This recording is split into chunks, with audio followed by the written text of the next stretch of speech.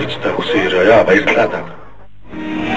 Баян хонгорын дууцаан сум шин сумтсад амжилттай хэлж байна. Баярлалаа.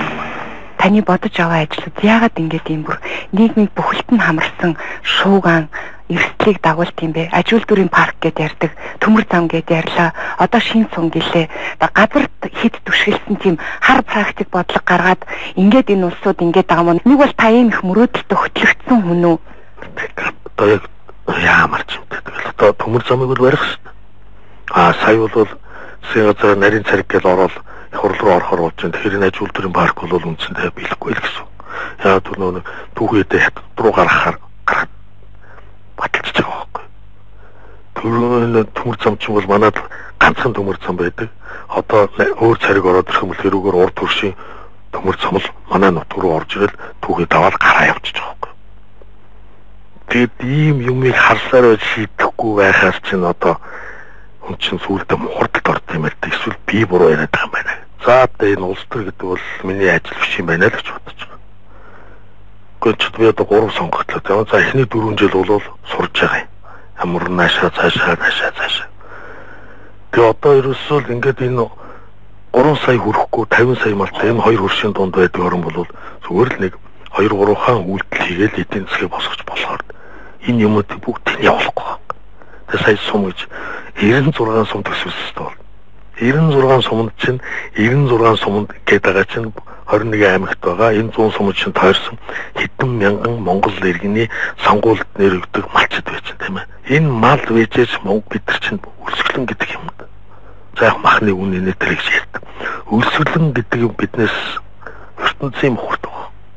Энэ их бүтээн байгуулалтын чинь нөгөө нэг 2 намын ажлын хэсэг байгуулж явсан шүү дээ. Тэр нөгөө намаас ч гэсэн очихл ирсэн хэлтэн дээр. Баянлаг сумын Монгол ардын намын дарга нь тэр сумаар нэгч үзэхтэй өгч байгаа юм. Гэхдээ чинь энэ дээр нам ямар хамаа байна. Баярлал очиол юм өргөөл тойроод ингээл явж хэрэгтэй. Тэгэхээр таныг дэмжиж харагдах гэдэг. Би ямар хамаа байна. Тэр чинь хамгийн алслагдмал Албаатар Баянлаг сумын чинь тийг сонгосон шүү дээ. Хамгийн алслагдмал говийн сумыг тийм болгож. Энэ чинь ийм тохиолдол ховор шүү дээ. Хүнийг ярих бол амархан. Таны өрсөлдөх ч юм уу одоо улс төрийн сөрөг хүчнээс ч юм уу одоо өөр намаас гарсан ийм хэмжээний ажил одоо гүйцэлдүүлсэн бол та нээлтэн дээр нь очих байсан гэж хэлнэ. Гэхдээ та нэг энэ дээр нэг чин сэтгэлээсээ тэгвэл яагаад гэдгийг хариулаач. Энэ өнгөрсөн 20 жилд яг юу хийсэн бэ? Яг юм хийхэд зүгээр эрдэнэт дээр очиж захирлуудаа тавьдаг эрдэнэтийг л идэж уудаг тийм л бүтцсэн. Тэгээд сонгуул болохоор л солонгорсон хүн гарч ирээ солонгорсон хэдэн засаг яриад байдаг. Гарсныхаа дараа хар цагаан дээр үзүүлцэл яваад байдаг.